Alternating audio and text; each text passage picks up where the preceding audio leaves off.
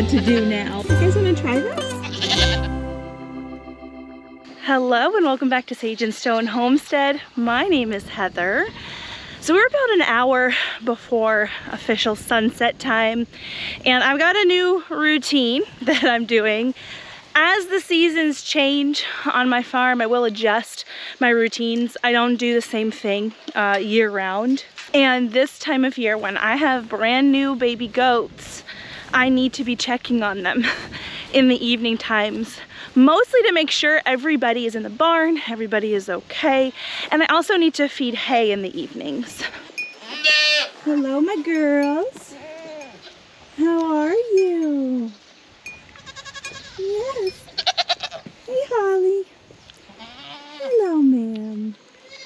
So normally at the end of the day, I can look at the goat's rumen and see how full it is. The reason I feed hay in the evening instead of during the day is so that they get out and forage. I really do want them to utilize the pasture that we have. My goats, it doesn't matter how much lush grass is out here. If I provide them hay, they're gonna be lazy and they're gonna stay home and eat hay. So in order to prevent that, I feed the hay in the evening so they get as much as they can from the land during the day, and then at night they can fill up on hay.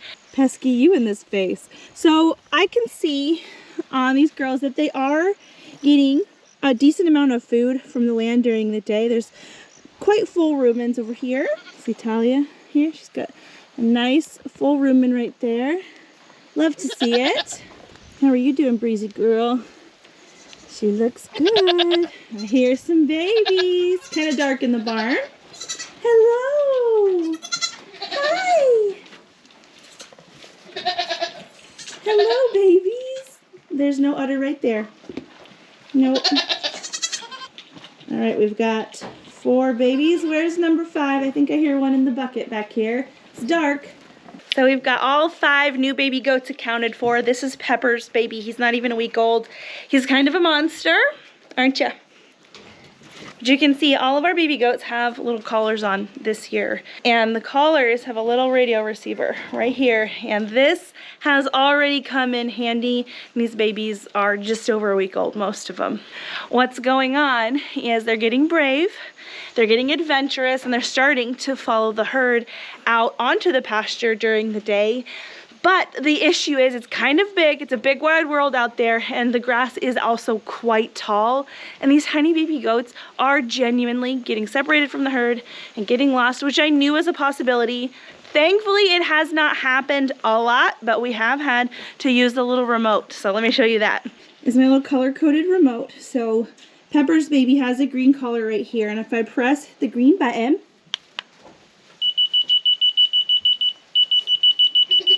Mayhem's little boy here, he's got the gray collar.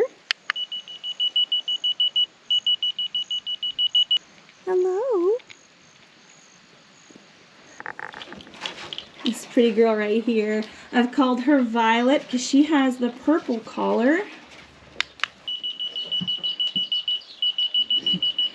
So yesterday, when little baby boy, little blue baby was lost, I was slightly freaking out because we hadn't gotten a chance to use this remote yet, but also when it did work, it was such a relief. Let me walk out there and show you how long this grass is, show you where he was. So this front pasture here, it's about 1.25 acres. There is some longer grass up in the corner there, but it's not that big. Not that in the entire herd of goats hasn't gone missing for me over there, because they have. But in 2022, we built this alleyway here over into a much larger pasture. In total, our goats have just over 6 acres, around 6.5 acres, that they can roam and graze, and it's wonderful. This spot right here isn't too bad. It's not particularly long. But as we get further out into the literal thick of it, the grass is easily as tall as me, and in some spots it's taller than me, and this is where he was, nestled in here. And without this, I never would have found him. He might have been okay because he is a week old. He can go a little bit longer than like a brand new newborn without milk, but he definitely would have gone overnight. He would have gotten rained on, so he would have been cold, he would have been wet, but very likely the herd would have walked by him today, or at least gotten close, and he probably would have been reunited with him, but what's the sense? So this was well worth it. I'm actually getting drizzled on right now. I guess it's time to go feed hay because the girls are not going to be out grazing in this. Just kidding, leave it to a lamancha.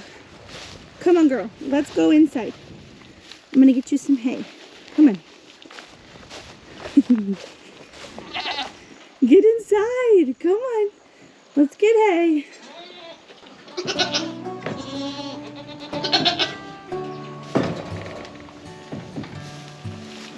Oh my goodness.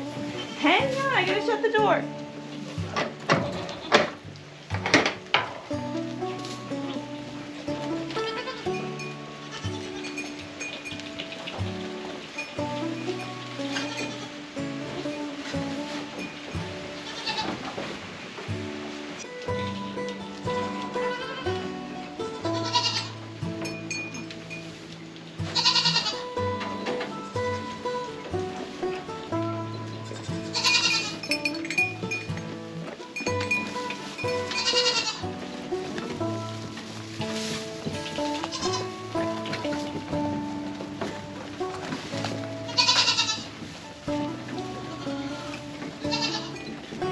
At the moment, I just have this one feed or hay rack, especially in the barn. Last year I had a nice hay rack that was sitting out here. You can kind of see where it was, but that broke down and we had to tear it down. Levi's gonna build a new one.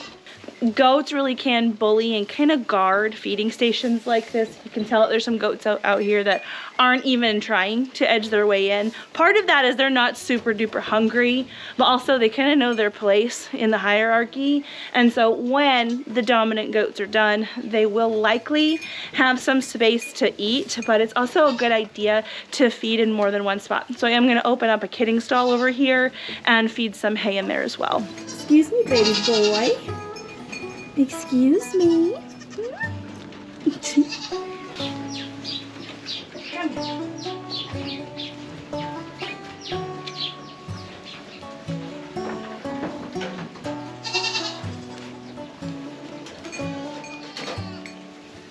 What's up, Mama?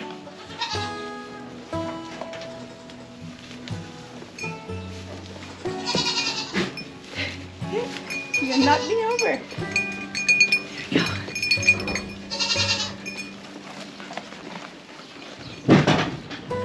Ooh. Who's beating each other up?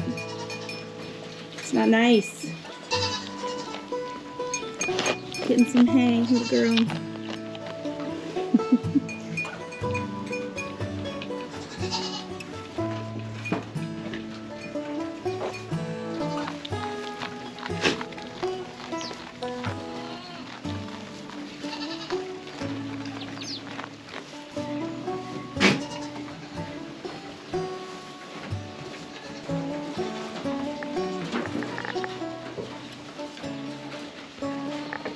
That is your baby, ma'am.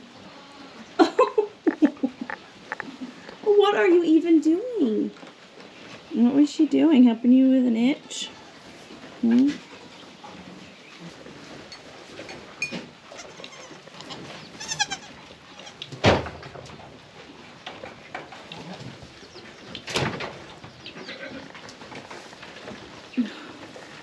I think Elpis is irritated with her babies. I don't know what she's doing to them. I noticed that Elpis's udder is quite empty. There's only skin back there, which is good. It means that she doesn't have a meaty udder, and so it's got a lot of dairy capacity, which is good, but I think she's done nursing those babies. Elpis is bred, and so that might be her issue.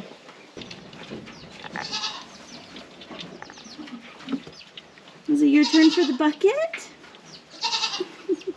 Here's our missing little baby boy. Little boy Blue, I've called him. He was quiet. I mean, he was laying in the grass when he was lost, just hunkered down quiet, which I'm sure is a good defense. I think if he was out there screaming, he would be more likely to attract predators. So thank goodness for the beeper, huh? He's so cute.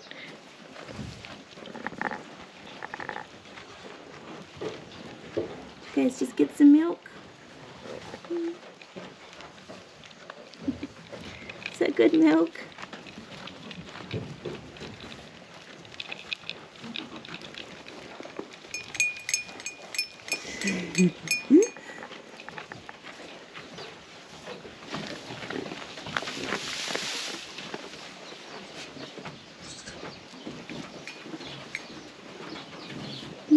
You want some?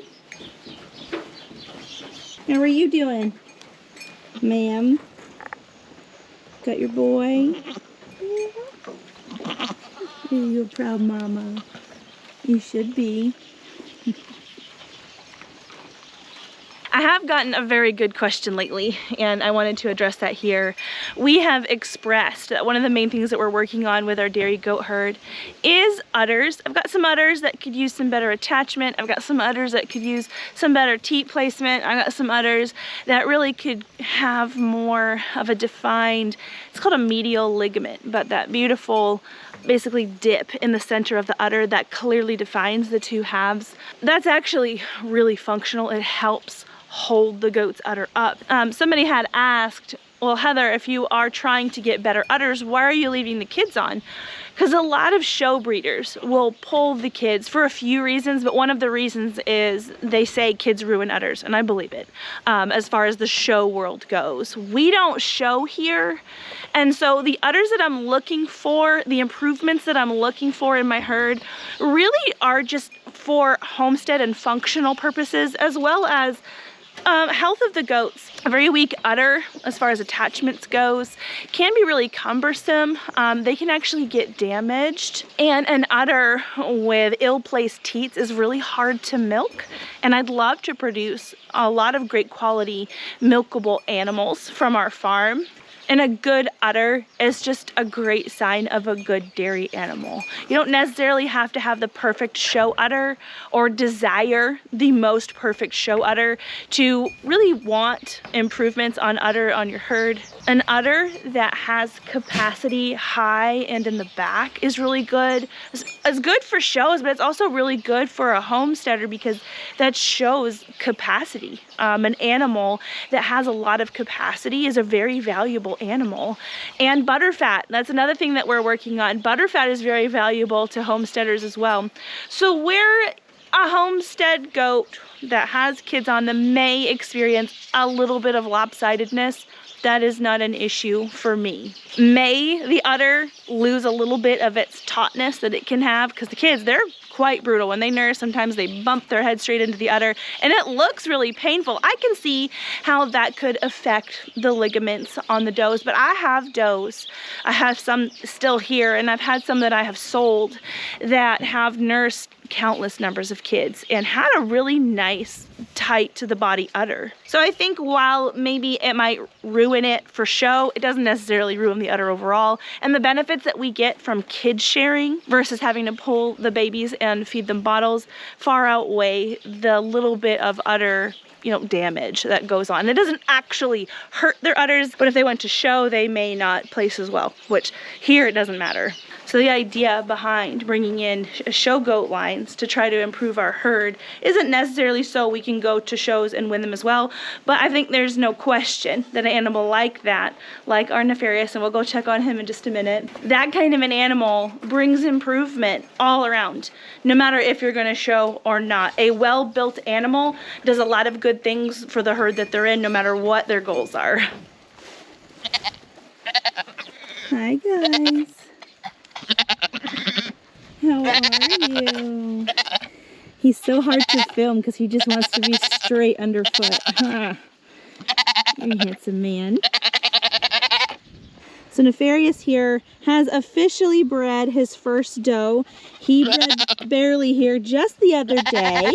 I had thought that he bred Tempest a couple cycles ago for Tempest, but she did in fact recycle, and her last heat, he had no interest in her. He was in here with her and he acted like she didn't even exist. And it kind of worried me for a second when you see his little lip is up right now. You know what to do now, don't you? He just needed a couple cycles to figure out that that's something that he liked and something that he had a job in, and he got the job done with her. We're leaving her in here just to make sure she doesn't cycle again, just to make sure that the pregnancy takes. We've got to wait for Tempest here to cycle again, and I have no doubt that when she does, he's gonna know what's going on, he's gonna get a clue, and he's gonna get her bred as well.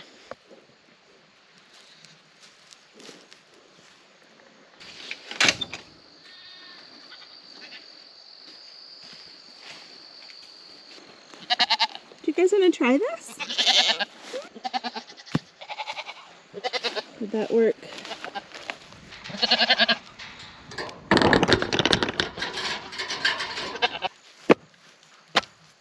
There we go. Do you want this? No. Do you want it?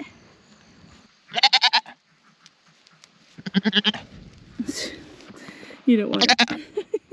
Supposedly pumpkin is a really great dewormer for a lot of animals, and every time I've tried to feed it to my goats, they really want nothing to do with it. So I don't know, how do you guys get your goats to eat pumpkins? I've gotten them to eat a couple things, but never pumpkin.